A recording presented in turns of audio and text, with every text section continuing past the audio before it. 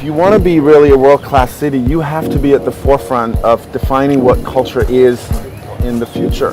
And I think the Jörn Generating Station and what we're trying to do here as a cultural institution could be really something that is unique in the world. My name is Jörn Weisbrodt. I'm the artistic director of the Luminato Festival, and Luminato is a large multi-arts, or maybe probably the largest multi-arts festival in North America.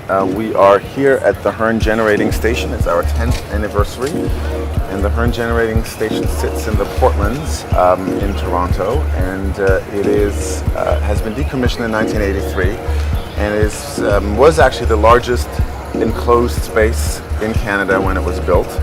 And it is 3 times the size of the Tate Modern. It's larger than the Colosseum in Rome, and you can put the Statue of Liberty up right here. My name is Richard Florida. I'm a university professor at the University of Toronto. Lived in Toronto for nearly a decade now, about as long as the Luminato Festival. And yeah, I'm an urbanist.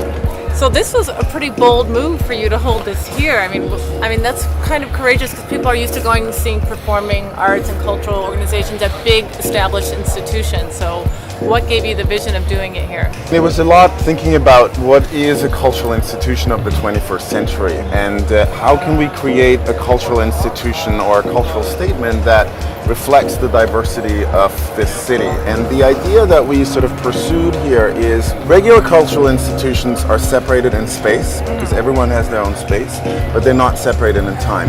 What we're doing here is exactly the opposite. We are basically throwing everything into one space, and we also reached out to over 25 other cultural institutions to do things in the space, so the diverse audiences are coming with the diversity of product and institutions and ideas that we're presenting here. So Richard, you've always talked about this move towards urbanism, and culture and arts isn't just about the SOBs, symphonies, orchestras, and ballets. What do you think this does to a city, this type of movement? You know, Toronto was an industrial city. It was built on the backs and arms and legs and sweat of immigrant workers from all over the world. And now this is being repurposed. The word you use in urbanism is adaptive reuse, but this is much better than a typical adaptive reuse. This celebrates the history of one of the greatest cities in the world and repurposes it because it gives this 1,000-acre thing, which is between downtown, a river, a great lake. It gives it a new purpose. And what's so interesting for me is how many people are using it. When I first walked in, I was like, wow, it's so raw, it's so gritty, Yeah. but there's something so beautiful about that. Is that a vision that you saw when you Well, of course. I mean, you know, I think you walk into this building and you feel like, you know, you're in a Piranesi drawing, or, you know, it's like Hadrian's Palace or something like that. But to me, it's not necessarily what fascinates me so much about the building, because there's a huge danger also, in my opinion, that it will turn into becoming a venue. What's so unique about this place is that there's so many performances, but there are no walls. Well, that's right. I mean, that was really the main idea. We wanted to be open. We didn't want to have any walls between any of our performance spaces, so that you always kind of feel what's going on in the space. And the spaces, even when we have a theater performance or a concert, the space is open to the general public to just come for free, basically, and visit it. Should city builders and cultural institutions start thinking about places like this for events and Well, two things. They should think about not ruining them. I think that's the biggest thing. Generally speaking, when cities start to think about places like this, they think about how they can, well, sometimes knock them down, although I think that trend is going away because there's been so many knocked down. But then how can we kind of gussy them up and make them pretty and, you know, put a room here and a thing here and a festival marketplace there. And I think it's just, you know, what I was thinking about being here not at the performance, being here when it's more, I mean, there's stuff going on, but more or less vacant, is what it was like to work here. Think about the incredible hard work that went in, the people put in this place, and how they built the life and power of the city, and now it's a place of joy.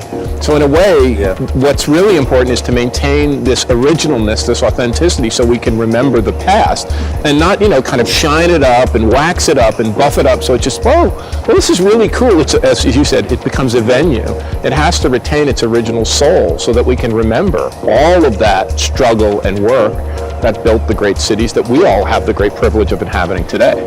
I also think, you know, you don't have to go from 0 to 100 immediately. You know, I think I know that a lot of people probably walk into this building and they feel like, oh my God, you have to invest like $500 million into this, you know. I don't think so. You start by doing small, and you start by getting into this building and opening it up and discovering what it can do and what it can't do, and you sort of try things out, you know. And I think that was sort of what a place like Berlin, for example, it was very smart about, you know.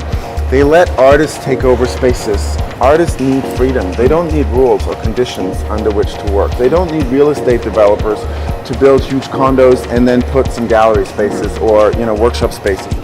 Help, support, but you support by taking away barriers and not by building them. So should city leaders think about using urban decay in old buildings and opening them up to artists? Isn't that kind of how Soho was formed? Yeah, and they should get out of the way. I think, as Jörn was saying, that too much city leaders, and in Toronto, too much of an emphasis on developers and development can hurt the process. I think to leave it be that's what Jörn's saying, and to use it for many different things.